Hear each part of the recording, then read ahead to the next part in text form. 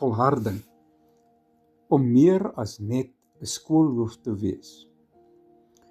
'n Paar jaar gelede, terwyl ek in gesprek was met Kuselwa Napote in haar kantoor by Sinenjongo sekondêr in Joslovo, het 'n kollega skoolhoof, Dr. Ryan Naidu van Masibane sekondêr in Bloemkombos na Kuselwa gesoek en ek het hom genooi om by ons aan te sluit. Die gesprek wat gevolg het, nou reeds 7 jaar oud, boei my steeds as 'n blou druk vir suksesvolle skoolhoofskap. Beide is hoogs gerespekteerde, ervare leiers wie se groot skole die voortou neem ondanks die feit dat hulle komplekse gemeenskappe met hoë vlakke van armoede bedien. Dr. Naidu was besig om 'n doktorale tesis oor die onderrigleierskapsrolle van SMT's by 5 Wes-Kaapse township skole te voltooi. Hy het sy vinger op die pols van skoolhoofskap gehad en het volharding as die sleutelbestanddeel geïdentifiseer om daardie skole suksesvol te maak. Ek het my lewe daaraan gewy om 'n skoolhoof te wees. En ek is mal oor daardie woord, tenacity. Dit kom en is afgelei van die Latynse woord tenere, wat beteken om vas te hou. Tenacity is die daad van stewig vashou. Vas beteken hier stewig, veilig, met 'n ferm greep, voete geplant wanneer die wind waai en nooit loslaat nie. Dit is die kern van skoolhoofskap, om alles bymekaar te hou.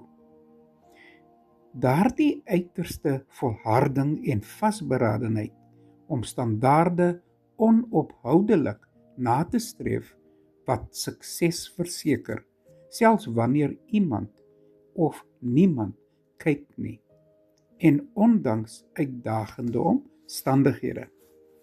Die eerste Kaapse skool wat ek as afrigter in Januarie 2019 besoek het, was in Dunoon. 'n Grootliks informele, oorvol, arm en kwesbare nedersetting oos van Tableview, wat soms onstabiel en ontoeganklik was wanneer betogers die busroete geteken en beter dienste geëis het.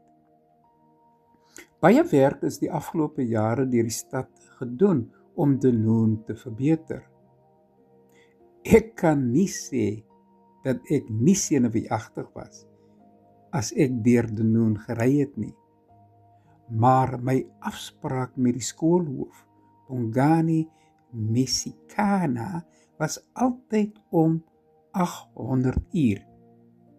En ek het telkens sy groot, warm, verwelkomende en gesaghebende teenwoordigheid by die hek van 'n pragtige nuwe skoolgebou gevind, wat, nes hy, trots gestaan het as 'n baken van hoop in 'n omgewing wat nie meer ongelyk kon wees as die skool waarin ek my lewe lank gewerk het nie. Die metafoor van 'n baken is kragtig. Jy kry 'n gevoel van tuiste en hoop by Dunoon primêr. Jy verstaan die potensiële waarde van 'n skool wat alles bymekaar hou. Ek het Bongani geken as 'n veeleisende skoolhoof wat die kompleksiteit van sy onderwysers se uitdagings verstaan het, maar steeds van hulle verwag het om met deursettingsvermoë en toewyding aan te hou, selfs in moeilike tye, volharding in aksie. Ek het 'n nog groter gevoel van hoop gekry elke keer wanneer ek by Sisiaka primêr in Browns Farm, Philippi ingestap het. Die skoolhoof, Nomsa Sosha, is nou 'n Principals Academy afrigter en vertaler van hierdie brief in Xhosa.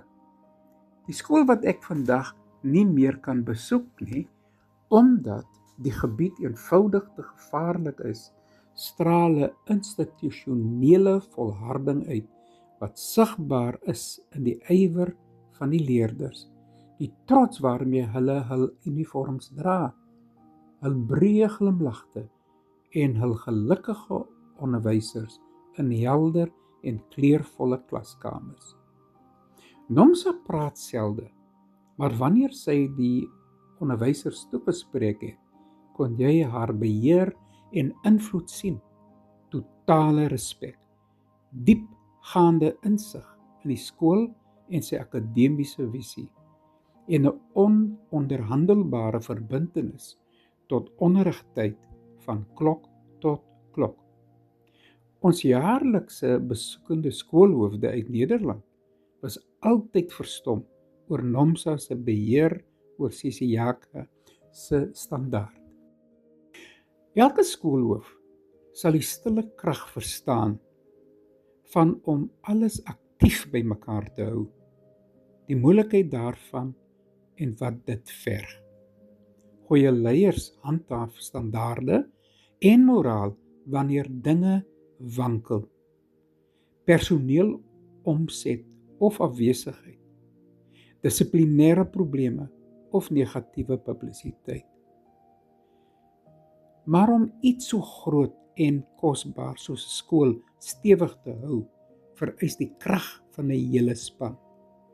Ja, die skoolhoof hou die span bymekaar en bou sosiale samehorigheid, maar die skoolhoof lei deur voorbeeld. Voorbeeld is die kragtigste hulpmiddel wat 'n mens kan gebruik om mense te lei. Dit is 'n sin wat Dr. Naidu in sy teses gebruik. Hy sien departementshoofde in SMT's as 'n voorste linie toesighouers wat benewens monitering as vakkatalisators optree en voortdurend kapasiteit onder opvoeders in hulle vakspanne bou. En dit gaan nie net oor skoolhoofde en onderwysers nie. Lucas en Spencer se Developing Tenacity, Teaching Learners to Preserve in the Face of Difficulty, verwys na McKinsey se studie oor PISA data, wat getoon het dat leerders se ingesteldheid 'n groter invloed op hul akademiese prestasie het as hul sosio-ekonomiese agtergrond. Die ingesteldheid wat die sterkste sukses voorspel het, was 'n groep eienskappe wat met volharding geassosieer word. As skoolhoofde sien julle dit in daardie saamgestelde leerders: veerkragtigheid, deursettingsvermoë, grit en selfregulering. Ek het altyd daarvan gehou om te sien hoe opstel, herskryf of huiswerk oorgedoen word, omdat die gejaagde poging eenvoudig nie goed genoeg was nie. Enige kind wat weet hoe om vas te hou, sal altyd 'n manier vind om vorentoe te beweeg. Michael Kramer, wie se 2020 Oxford Universiteit MSc in opvoedkunde teses oor suksesvolle hoërskool leierskap in die Weskaap ek al voorheen aangehaal het, verduidelik hoeveel volharding vereis word. Skole is kompleks. Om 'n skoolhoof te wees is kompleks. Om 'n suksesvolle skoolhoof te wees is soveel meer as net om 'n skoolhoof te wees. Dit gaan daaroor om rigting te gee, mense te ontwikkel, die organisasie te herontwerp, jou leierskapstyl aan te pas by die spesifieke situasie, deel te wees van die wese van die skool, terselfdertyd georganiseerd en buigsaam te wees, toegewy, passievol, empaties, hardwerkend en mensgerig. Maar die belangrikste eienskap van alles om positiewe verskil in ander se lewens te maak. Volharding haal nie die hoofopskrifte nie.